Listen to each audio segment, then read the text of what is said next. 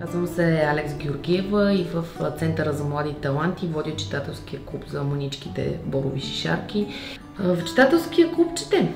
Четем книжки. Миналата година децата бяха в първи клас и се учихме да четем заедно. Сега вече са второкласници, четат чудесно. Те са опитни читатели, могат вече да работят с тексти. Във втори и трети клас ще четеме интересни истории и научно-популярна литература, като акцента в художествената литература е да се научат да проследяват сюжета и да работят с различни понятия, като герои, мотивация.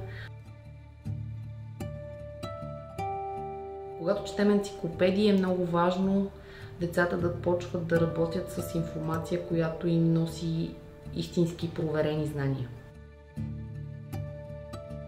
Всичко развива този курс от децата, колкото и нескромно да звучи.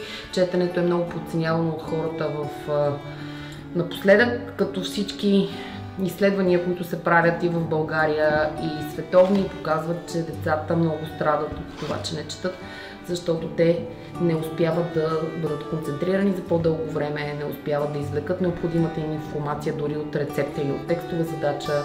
Четенето развива речника на децата.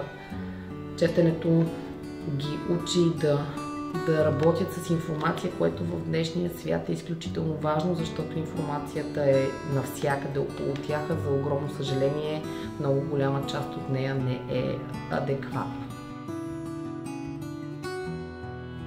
Тези курсове не са от задължителен характер и децата ви съвсем спокойно могат да не се включат в тези курсове.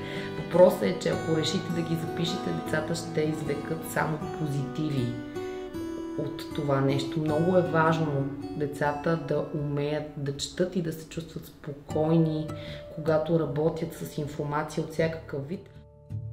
Читателския клуб кореспондира много ясно с курса за четвърти клас, защото уверените читатели могат да разбират текстовете в учебника и това ще ги направи добри ученици в прогимназията. С боровите шишарки много ще четем, ще четат интересни книги, а с големите деца ще се учиме как да учим. Акцента, ако трябва да го изведа като такъв в курса за четвърти клас, е, че децата там ще се учат да учат сами.